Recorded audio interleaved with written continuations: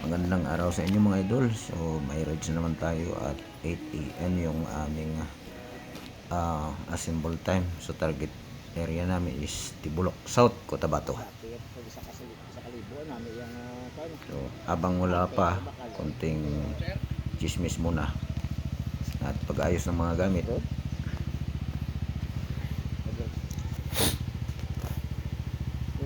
Medyo nagka-problema pa dito yung isa naming kasama. Sa zipper niya nasira, pero naayos din.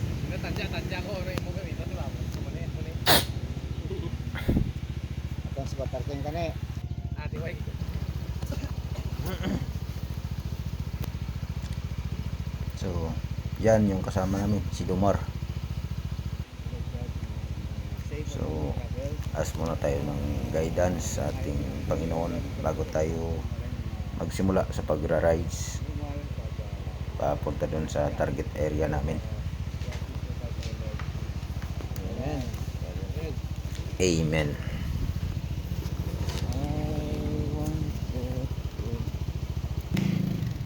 Tara na guys, let's rock and roll.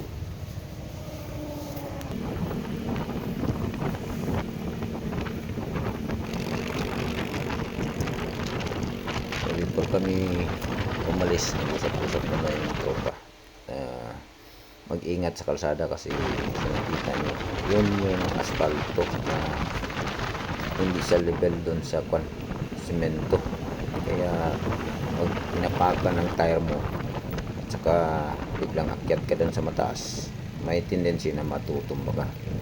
So wala din problema nga guys, no, dahil maraming checkpoint doon sa daan. Ito part na ito ng Santo Niño South, Cotabato. Boundary yata yun.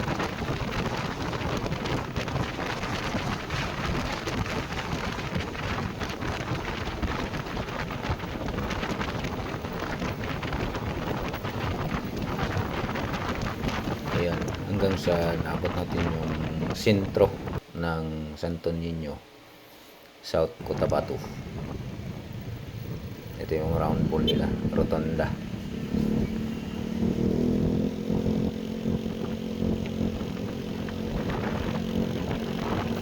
So yun guys, yung takbo namin dito is kalmado, nasa 70 to 80 lang po para sa safe na pagmamaneho punta doon sa area na ating pupuntahan.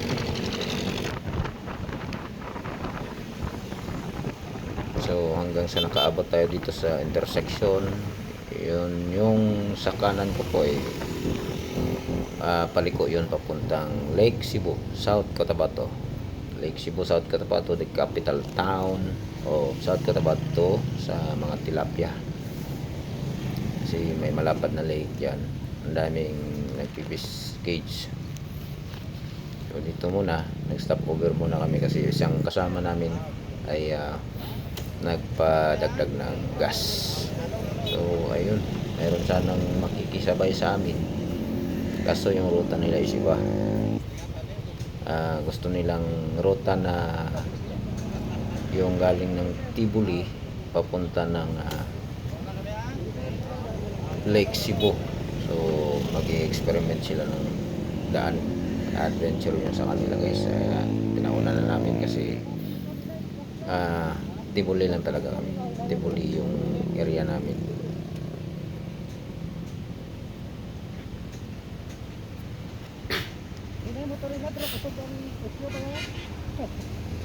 So, para hindi mapagod pagka stop over natin konting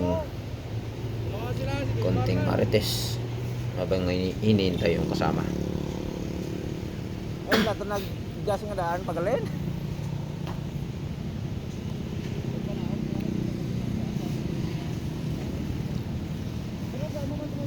Ayan, sa gilid kami ng daan kahit napakainit yung panahon, parang hindi lang alintana kasi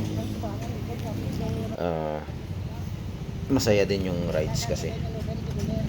So yun guys, tapos nung magpagas yung kasama, nag-usap kung saan yung next stopover. So Ayan. Continue. Then another kanan is yung paliko na ng Tibuli, South Cotabato. Ayan, yan.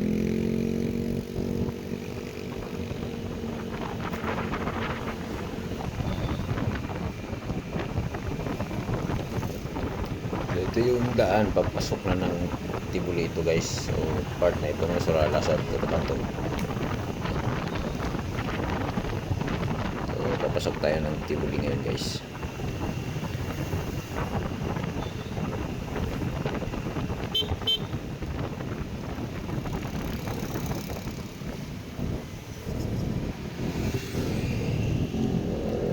Ayun, narating na namin yung Tibuli, South Cotabato, at stopover kami dito sa 7-Eleven para mamili ng drinks at saka foods o ano man yung kailangan namin. So sa aming pagbibiyahe, mayroon kaming nakita mga bikers ng mga bata. Ba't ibang grupo kasi linggo. Maraming nagra-rides.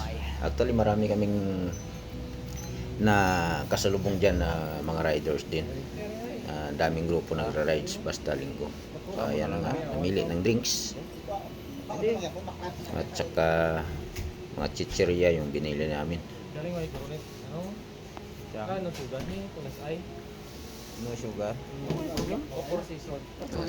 Choosy pa itong si Victor, oh. Ayaw niya ng no sugar kasi matabang daw. Bro. Yan, chichirya. Konti lang. Na. Morning, ma'am. At ayan si ma'am. Pasimple lang. Amo man tayo lagasaga si Dualo. Nilagas mo mo.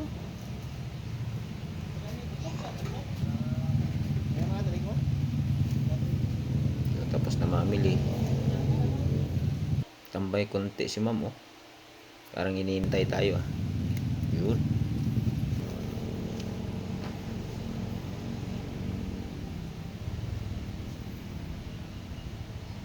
So dyan na part, guys. Nag-uusap-usap pa. Magpa-picture pa daw dun sa ano yan, monument yata ng park ng Tibuli.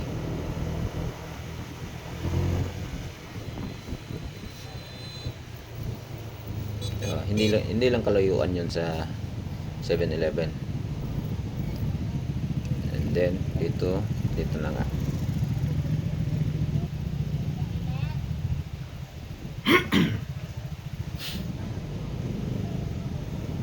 Tingnan nyo, guys, oh. Maraming riders. Yun yung grupo ng click. Grupo ng click yan. Puro click yan, guys. Kasama namin sa pag-rides, pero ibang grupo sila.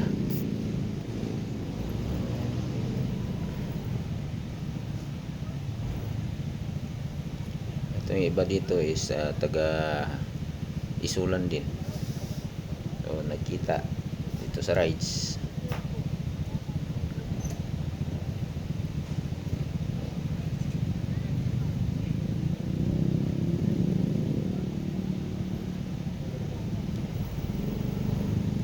Okay, hinihintay pa kasi yung isang grupo hindi pa umalis.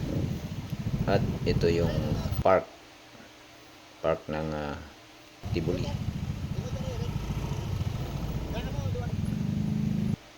Yun, oh. Yan yung mga click, guys, sa harap. Ayun na nga. Then diretso tayo. Rides tayo ulit. Paakyat na ng bundok.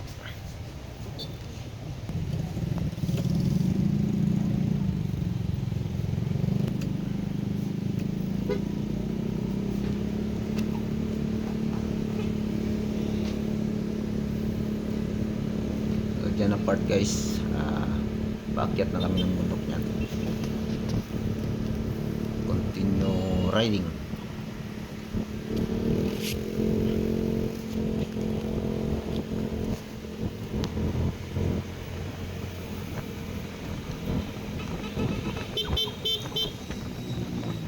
dyan na tayo guys, yun, nakasalubong namin yung mga nakamotor, other riders din.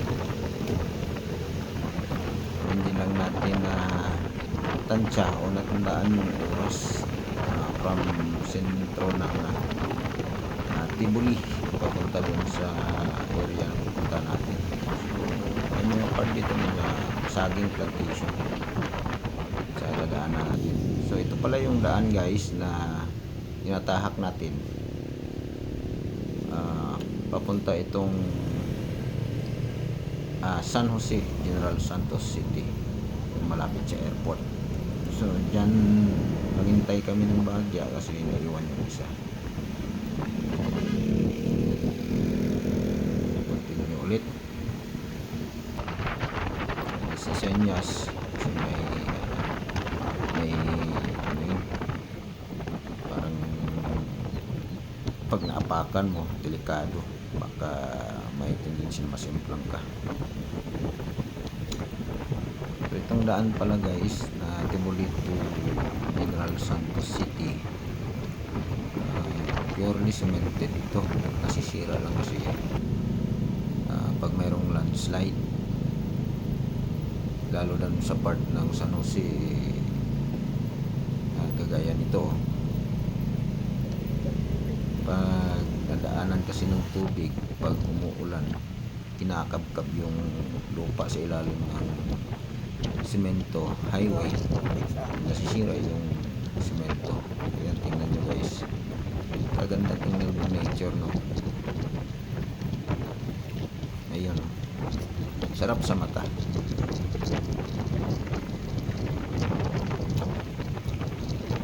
Tsaka dito na area guys, bagyang nakakaramdam na tayo ng malamig yung area dito kasi nature na, saka nasa mataas na bahagi na ito ng mundo, kaya medyo malamig na din siya guys.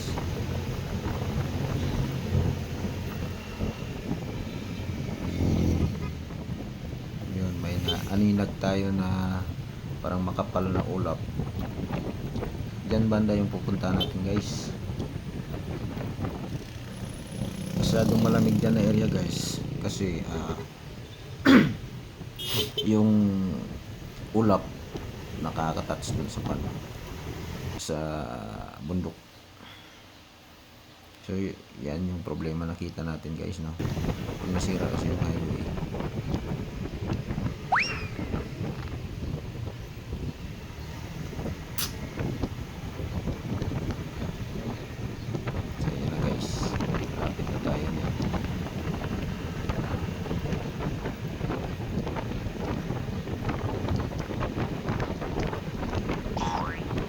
At ito na nga, marami nang naka-standby dyan sa gilid. Yan na yung area na ating pinuntahan. Ito na yung Tibulok, Tibuli, South Cotabato. So yung area dito guys is yung gusto talaga namin sana dito is maligo, kaso ito yung nadatnan namin, punong-puno ng mga riders, tao, naliligo, kaya yung mga tao dyan sa gilid guys hindi na yun nakababa dun sa area. So mamaya makita natin hindi nakababa sa area kasi punong-puno ng tao sa ibaba. Sa ibaba kasi yun guys, dyan sa kaliwa at sa kanan yan is yung sapa na yung tubig is napakalamig. Ayan yung forma ni ate, kasi maraming vloggers din dito na nakaakyat vlog, kumukuha ng mga pictures. Maganda kasi yung area dito, so medyo malayo yung nakita namin pwedeng pagparkingan ng motor. Dito kami nakaabot.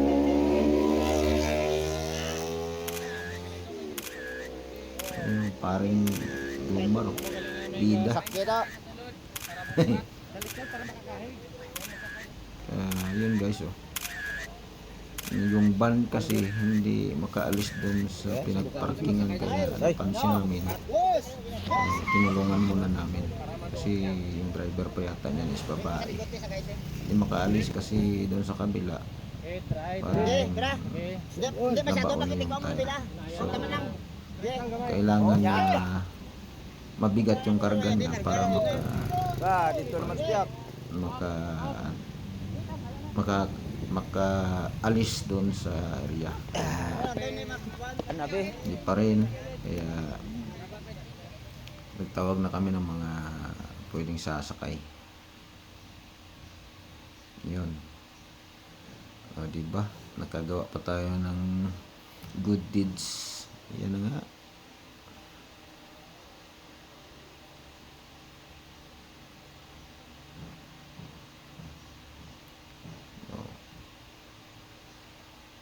Parang mga ignorante, bago kasi sa area eh. So ganyan kaganda dito guys, punong-puno ng tao. Ang kagandahan dito kasi guys is yung nature is malamig talaga, tsaka maganda talaga magstay dito. Problema lang dito, walang signal eh. Yes, tabi nyo. Call, yung call? Let's check it out. Parang ayaw pa namin umalis kasi Bilin lang. baka yung mga helmet ay magkawalaan. Ayan, maraming malagyan. Kasi maraming motor. Yung iba dyan walang helmet eh. Kaya baka pag uwi nila may helmet na sila, kami na yung wala. Without you.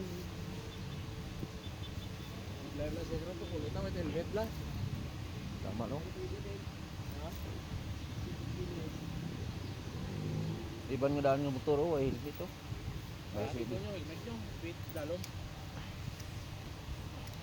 Ang daan helmet ang Yan, iban ng motor kasi puno-puno pag ng uli mga na karon motor mara sa na sila gilid. helmet. Hanggang sa taas pa yan guys. Maraming motor doon sa taas. Akon white ano ni. May kabitan na akon pero hindi kabot. So, mga ganitong rides kasi guys, parang nakakatanggal stress din.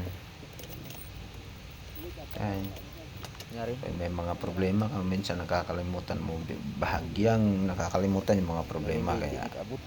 gawin natin to once in a month o kaya twice, okay na yan. At least isang araw nakalimutan mo yung mga problema,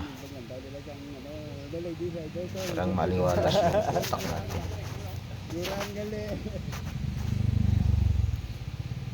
Ayun guys, pahabaan ko pa sana yung strap ng helmet ko dyan para maisabit ko dun sa Gudugay ni helmet ba? U-box. Help pa ni ba? Wala ganito sila min. Ayaw pa rin eh. Nga ko daw. Magan mag-an ba? Tumbo to sa ginsan so na eh. Napalupad-lupad ko sa mga review ba?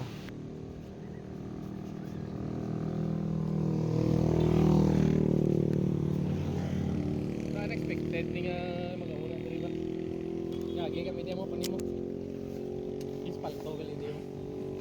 Ispalto na, di ba? Ayun, pinahabaan ko yung strap ng helmet para sana masabit dun sa sabitan dun sa ilalim, pero walang nangyari, hindi makaabot.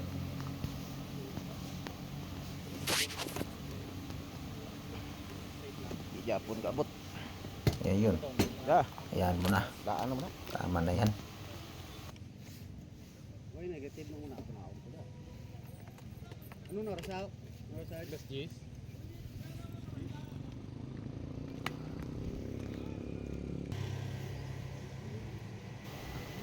So dito guys, bababa tayo. Arating na yung view ng river. Maganda sanang maligo dito guys, kasi malamig yung tubig. Kuwela yung pare ko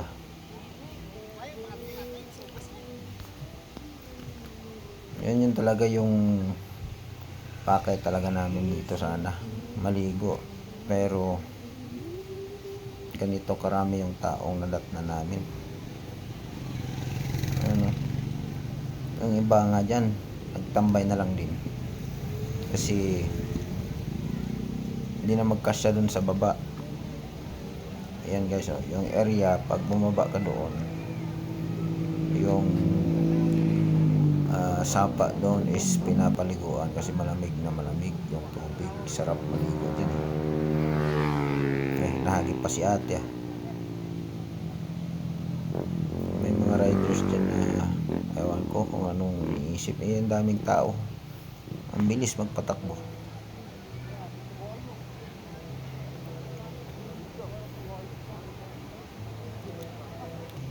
Yan yung area sa baba guys. Dami nang nakapwesto doon. Dami nang nakapaligo. Walang bakante yung mga cottage. Pero ang ganda talaga dito ng nature. Sarap talaga dito. Malamig yung klima.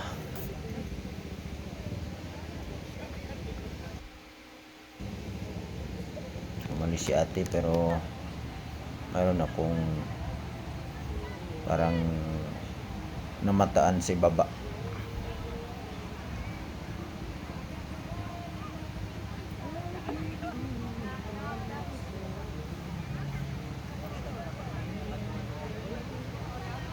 Yan. Maraming vloggers dito guys. So, iba dyan, pumunta lang din para mag-vlog. Kumuha ng pictures, videos.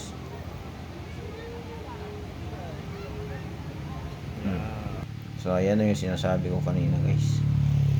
Namamataan ko si ate. So, ganito kaganda dito guys. Masaya. Yun, picture-picture na lang kami. After namin mag-picture-picture, umakyat kami ng medyo may kalayuan sa area. Dito kami na snacks na lang din para hindi gutumin bago magbiyahe ulit.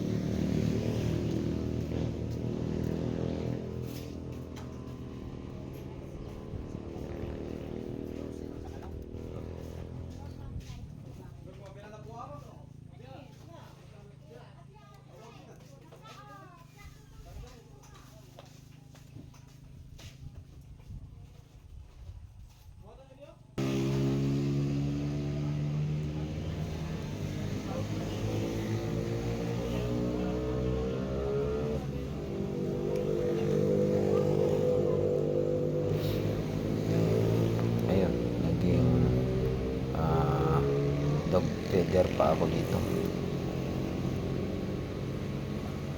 Saka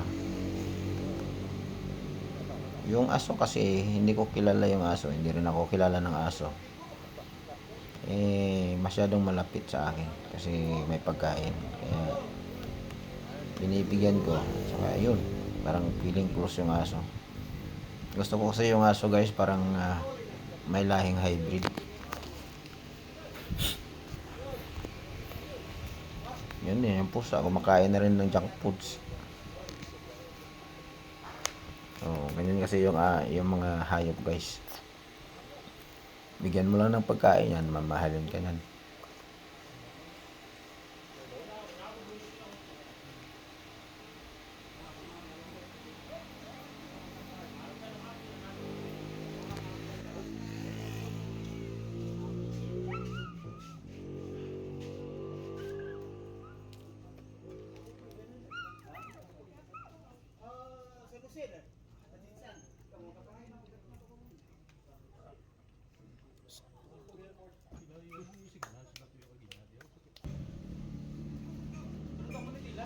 So hanggang dito na lang guys. Follow and subscribe my FB channel. Yung YouTube channel ko pala. Kuya Nash.